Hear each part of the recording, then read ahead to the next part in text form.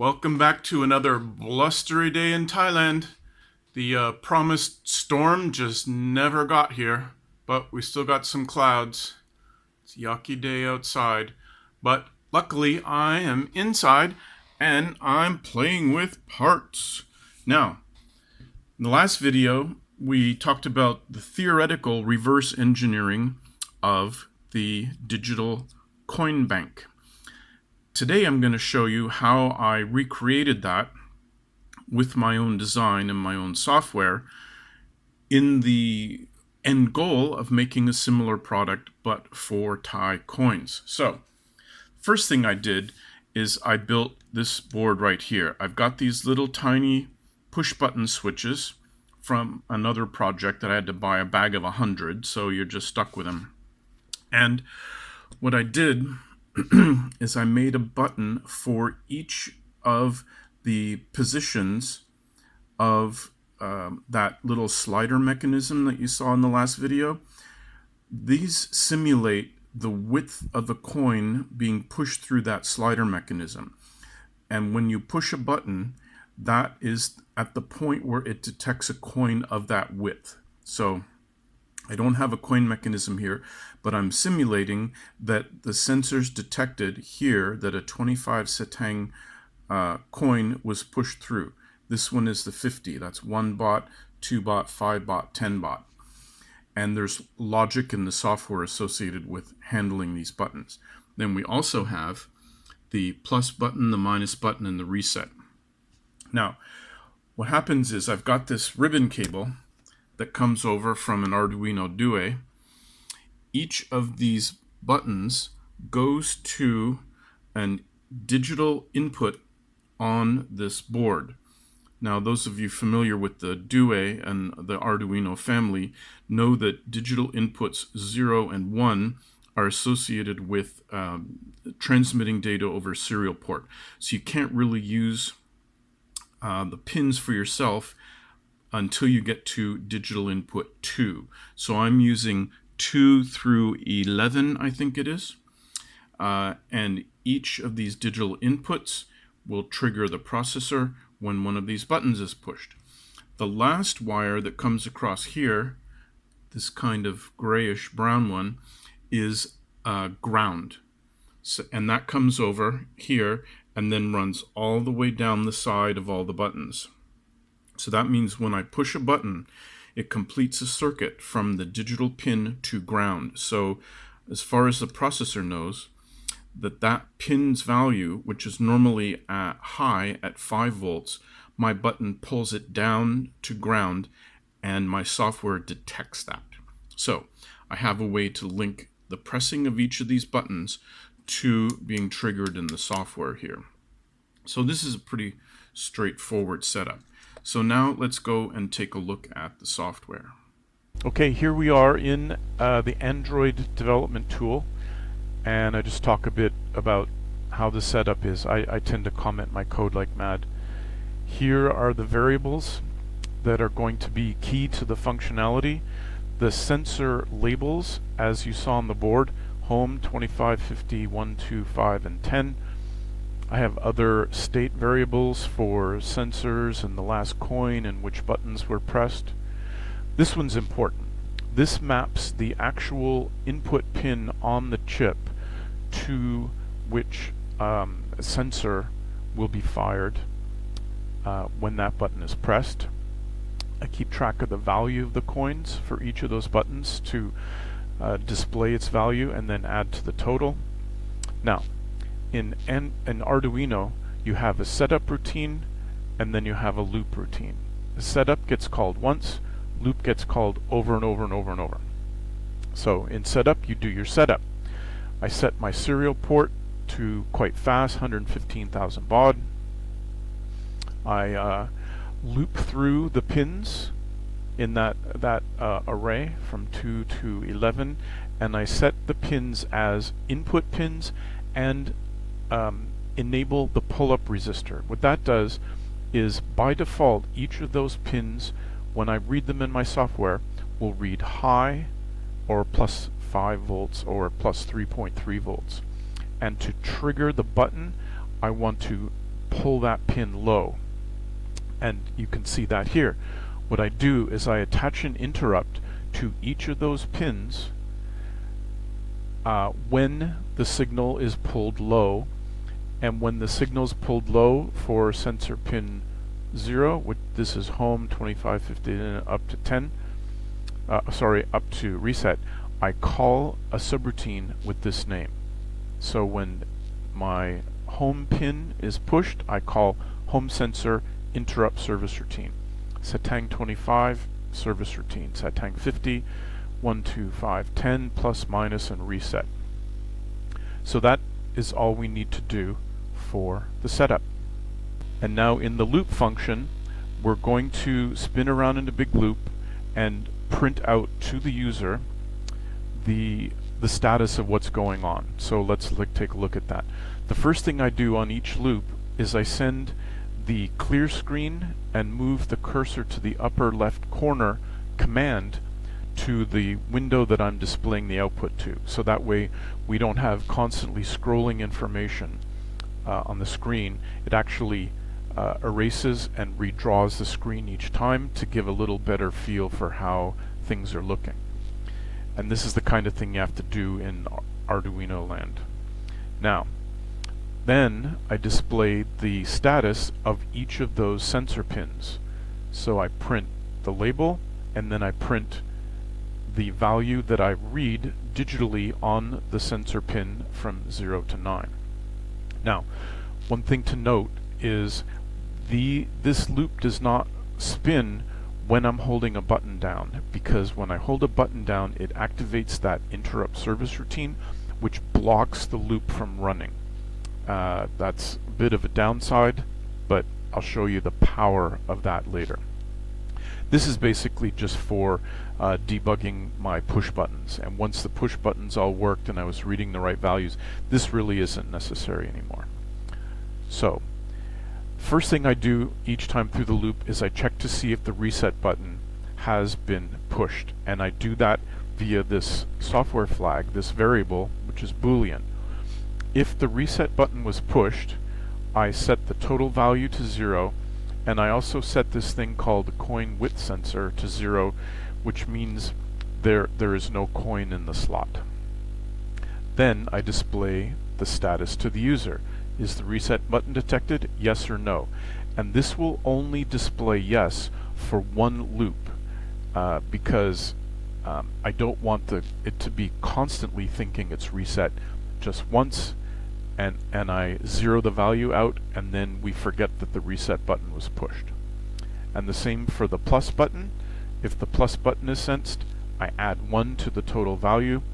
I display the status of the button, same way before, and then I blank out the status of the plus button.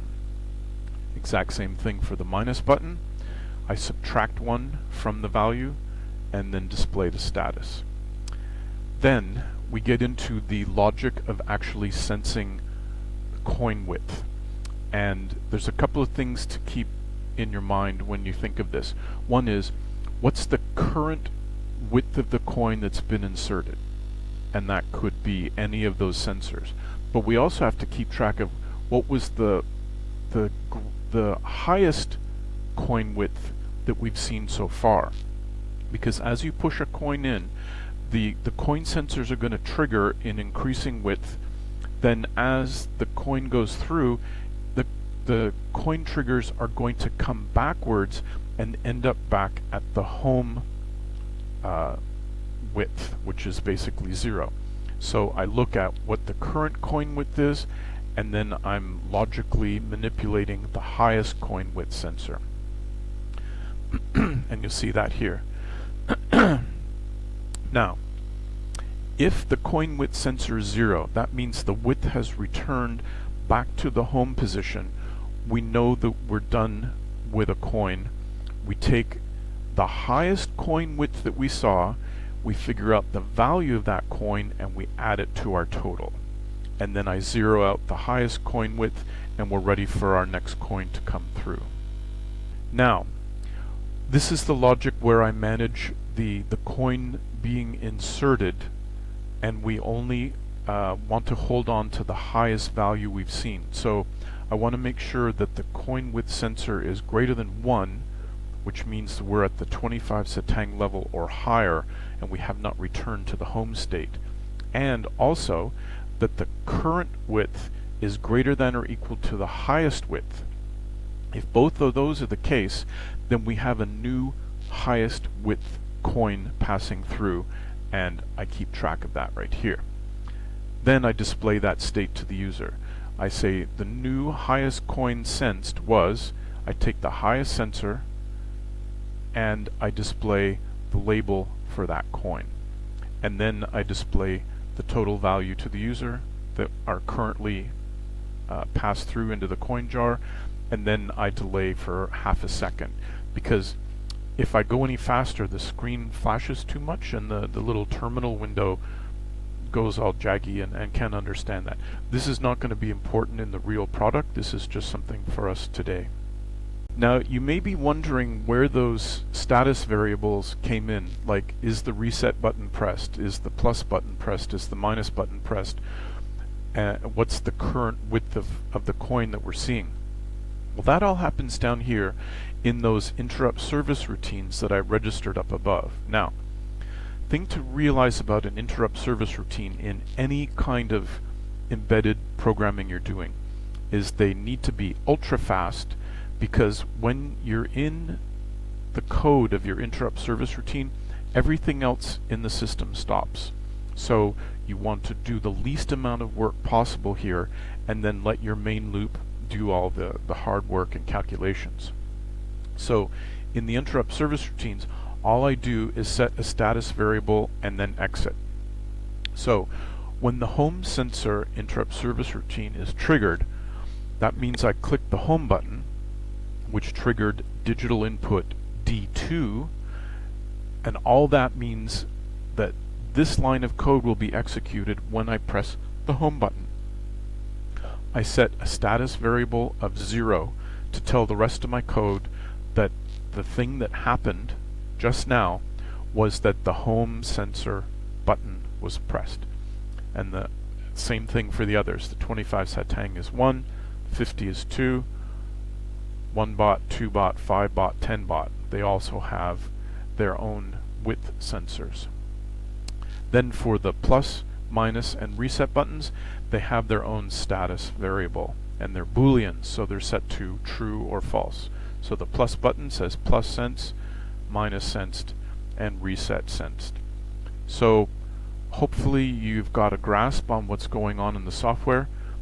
The only thing that's really important to remember is the linkage between the hardware and going to the digital input pins, and the fact that these interrupt routines are triggered when a button is pressed. The rest of it is managing the logic of what's the largest width of the coin that we've seen so far, and then when the home button is pressed, we recognize that coin and we manage the calculating the values. And then reset, plus, and minus are quite simple. So logically this is pretty straightforward. Getting it to work in the code efficiently is another story. So let me give you a view of how this thing works as we're looking at the code and the hardware, if I can get the two different videos synchronized. Okay, on this side you see the hardware, on this side you see the software. Initially I have the interrupt service routines disabled so we can confirm that our inputs coming through the digital pins are good, and you can watch as I click the home button we get a 0, because remember when I click the button it pulls the pin down to ground, which is 0. 25, 50, 1 bot, 2 bot, 5 bot, thank you Mr. Train, 10 bot, oops, slipped off, 10 bot, and then the plus, minus, and reset. Good, so our input signals are all working. And now let me re-enable the interrupt service routines and we can see the logic start to flow. Okay, now I've re-enabled the interrupt service routines and taken those other displays lines off. So we're just seeing exactly what's going on with the board. Now, let's pretend we push a coin into the slot. We're going to do the smallest one, 25 satang. So I click on that, and the software says, the last coin width detected was 25 satang, and is also our new highest coin, which is fine. Then the coin goes all the way through, and the slider comes back to the home position. So I click home, and it detected that we're back home, and it added 25 satang to our total value. So let's do another coin. I'm going to put a 50 satang in. So we go 25, and then we go to the 50 width, and then as the coin slides through, it starts coming back. So we're going to hit 25 satang, and that's the last width detected, but it is not the highest. So we're remembering that we had a 50 in there. When I come back home, I'm home and I've added 50 satang to our total. And this is the way it works. You can go all the way through these 25. We'll pretend we'll do a 10 baht. We'll go all the way. 1 baht, 2 baht, 5 baht, 10 baht. Now we're going to come back. 5. No, 5. That's better. 2, 1, 50, 25, and home, and we're back. We've added 10 baht to our total. Now the reset button, all it does is you're going to see reset button detected up here. Oh boy, that's really sensitive. I just touched the button like that, and it's zeroed us out. So I have to be very careful of these buttons because they're very sensitive. Now, if I click the plus button, oh sorry, that was the minus button, as you saw. I've deducted 1. It's kind of hard to have -1 in your bank. So let's plus ourselves back to 0, and I've added 1, 2, 3, -3, 2, 1, and 0. And for testing, I can actually skip way up to 10, and then if I come back home, I've added 10, because you don't have to have each of these intermediate steps. It just registers the highest one, and then when you come home, you're done. And then I can plus and minus my way around here too. Plus, plus, plus. Can't do it too quickly. Minus, and reset. Reset. There. And you can see the status changes. As I click on the reset button, I get a yes here for 1 pulse.